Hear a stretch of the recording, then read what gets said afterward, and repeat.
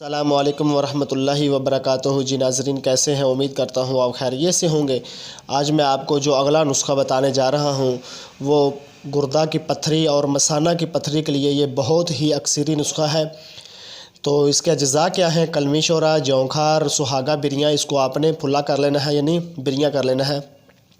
نوشادر ٹھکری، مرچ سیاہ، نمک سیاہ، ہیرا ہینگ، سنگ دانہ مرغ، مصبر اور سجی سیاہ، یہ ساری چیزیں آپ نے ہم وزن لینی ہے، یعنی ساری چیزیں آپ 10-10 گرام لے لیں اور ان کا بریک پاؤڈر کر لیں، یعنی ان کو بریک صفوف کر لیں۔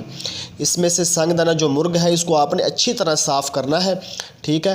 تو اس کو آپ نے پھر صاف کر کے پانی سے دھو کے خشک کر لینا ہے۔ اس کے بعد آپ نے اس کو بریک کرنا ہے۔ 2 سے 3 ماشا آپ نے یہ خوراک استعمال کرنی ہے ایک ٹائم، صبح، دوپہر، شام، یعنی استعمال آپ نے اس کو 3 ٹائم کرنا ہے۔ اور خوراک آپ نے اس کی 2 سے 3 ماشا رکھنی ہے، نیم گرم پانی کے ساتھ آپ نے اس کو استعمال کرنا ہے۔ گردے کے درد کے لیے، پتھری کے لیے، گردہ و مثانہ کی پتھری کے لیے یہ بہت ہی مجرب اور لاجواب نسخہ ہے۔ اس کو بنائیں، استعمال کریں اور دعا میں یاد رکھیں۔ اب ملتے ہیں انشاءاللہ نیکسٹ ویڈیو میں، تب تک کے لیے اللہ حافظ۔ السلام علیکم ورحمۃ اللہ وبرکاتہ۔